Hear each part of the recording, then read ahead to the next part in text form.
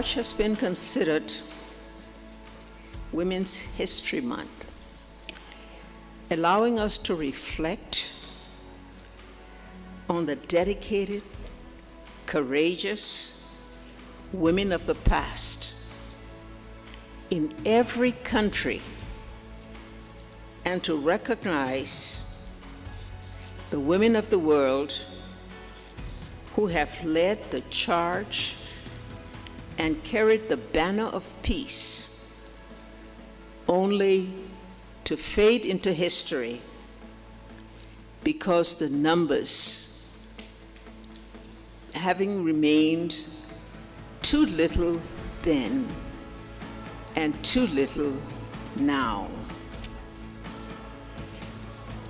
Women called upon the world in Beijing in 1985, it has been mentioned by others, and the world adopted the Beijing Call for Action, committing to equity and justice for women. Several years later, we met again with the United Nations Declaration 1325 that promised the protection and the role of women in the promotion of peace and security. These world commitments in real life action have remained fleeting goals.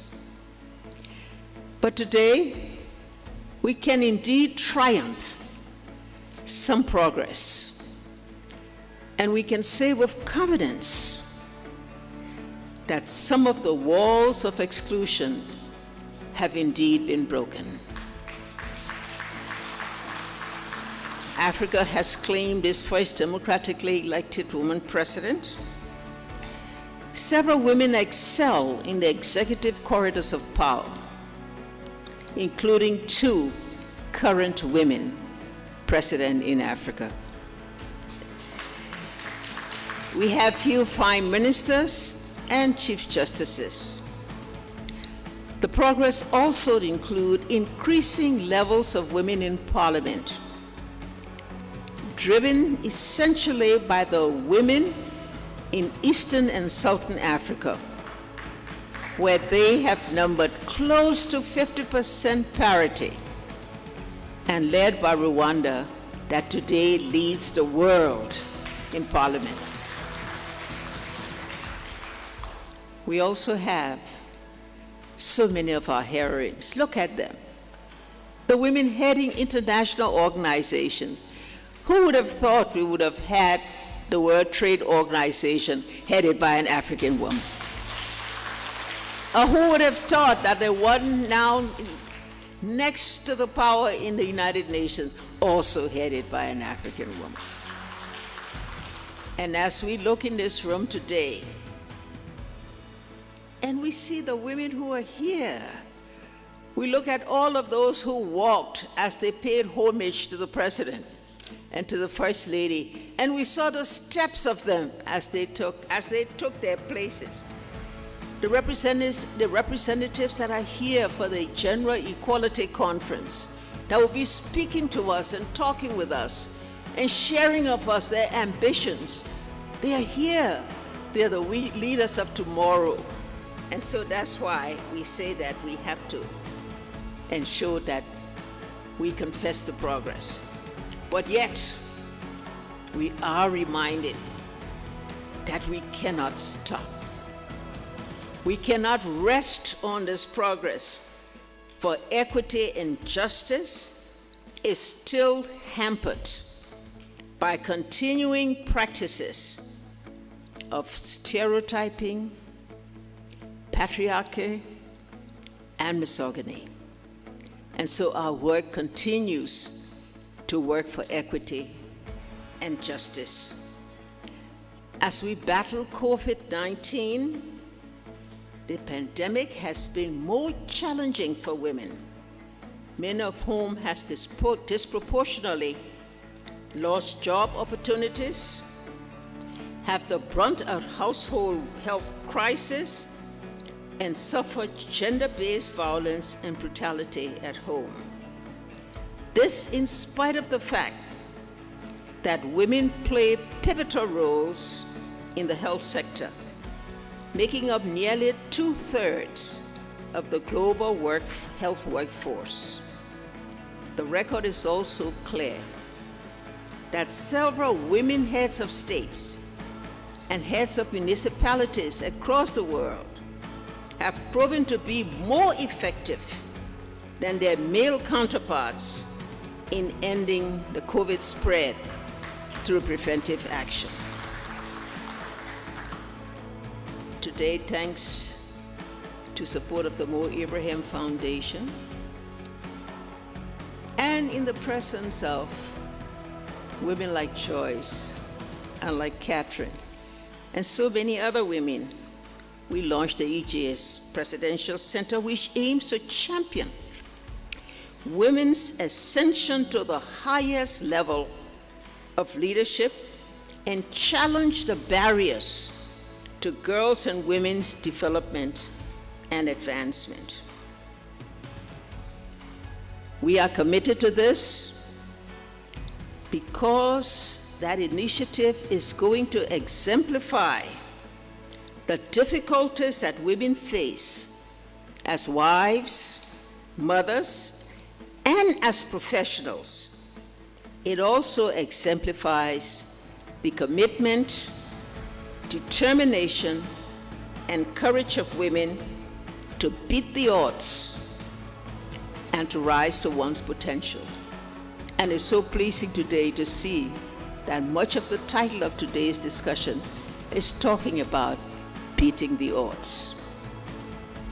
Our story is not unlike the story of women in South Africa in their long struggle to rid their country of dehumanizing apartheid and the practice of inequities, or the struggle of African American women in the United States to address racism and to earn the right to vote, or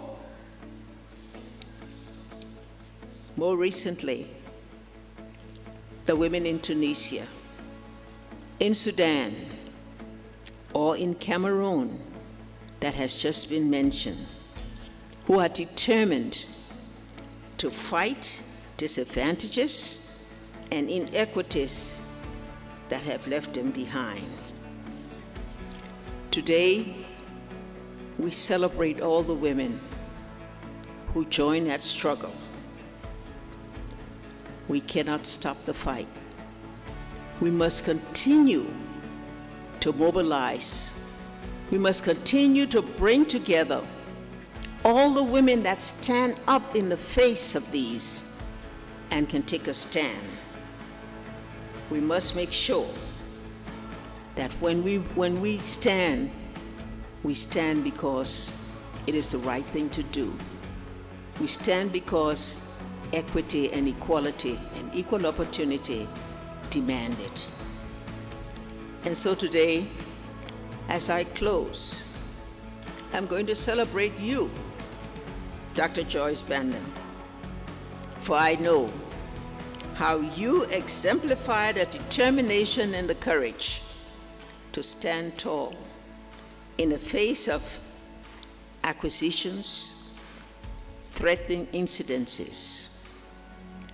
I celebrate you for all that you have stood for as you carried the cross, and yet you led the way to ensure women equity.